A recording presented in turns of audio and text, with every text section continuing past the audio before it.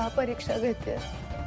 तूच माझी चोरोटी भरली होतीस आणि तो ध्वज आमच्यापर्यंत पोहोचवला. आता हे सगळं का घडतंय?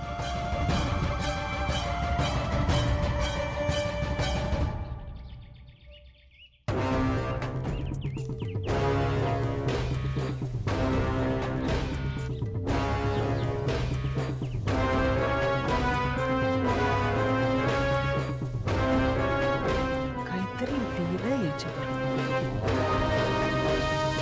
ही मोडी लिपी आहे. विरोचकाच्या चिन्हावर मोडी लिपीत का लिहिलंय? मला कशी वाचता येणार मोडी लिपी? काय आहे?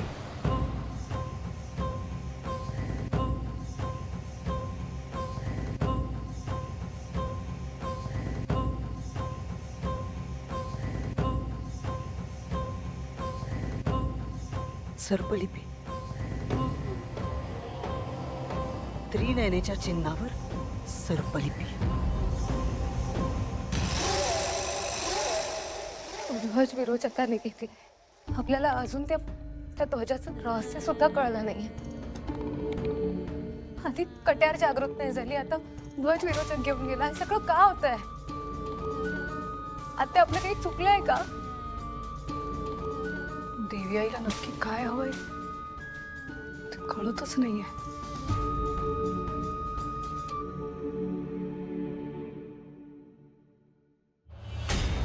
नेत्रा, मला खात्री आहे ध्वज मिळेल तुला.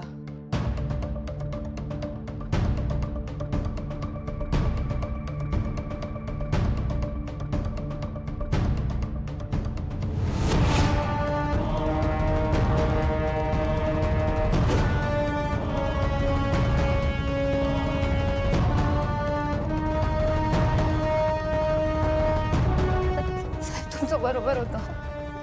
आपण ध्वज इथे ठेवायलाच नको होतं. आपण ध्वज खोलीत घेऊन जायला हवं होतं. हे बघा ना, विरोचकाने काय केलंय. विरोचक ध्वज घेऊन गेला. मित्र, हे असं व्हायला नको होतं.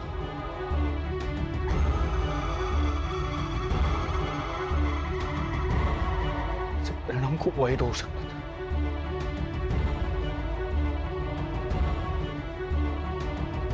मित्र, त्या ध्वजाचं रहस्य आपल्या आधी विरोचकाला कळलं तर?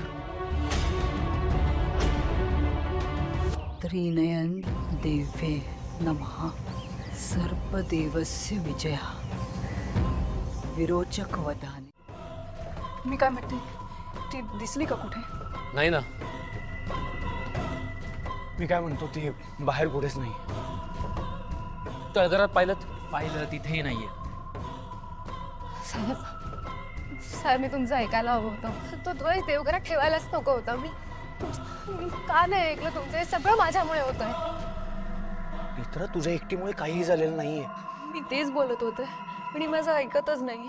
नेत्रा, तू स्वतःला दोष देऊ नकोस. यामुळे तुला त्रास होईल आणि बाळावर ताण पडेल. मित्रा, तुझ्या एकटीमुळे काहीही झालेलं नाहीये. आपण सगळेच गाफील राहिलो म्हणून झालं ना असं.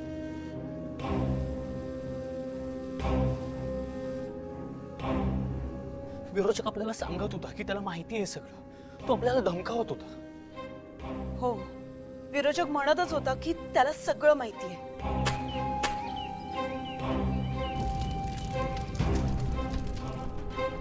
मला एक कळत नाहीये, विरोचकाला कळलं कसं पोटे ध्वज लपवलाय ते, आणि तेही देवघरात ठेवलाय. कारण त्याच्यासमोर मरणारच आहेस तू. शांत हो.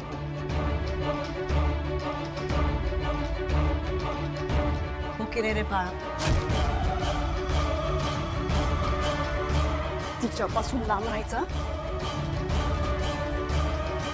तुला काय लांब राहायचं? बॉडीगार्डचा खेळ सुरू झाला वाटतं.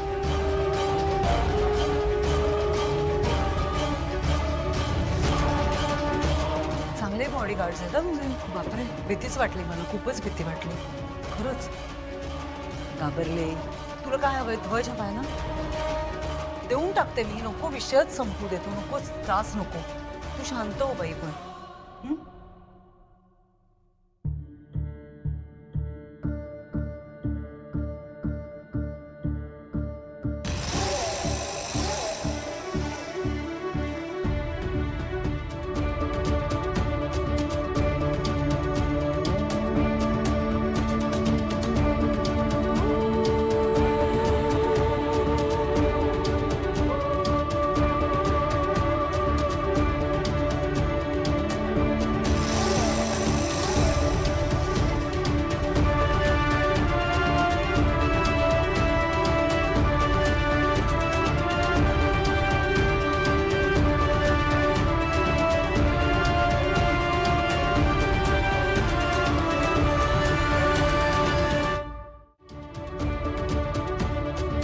ध्वज जेव्हा होता ना तुला ध्वज दे दिलाय ना आता पुन्हा माझ्या मागे कटकट करू नकोस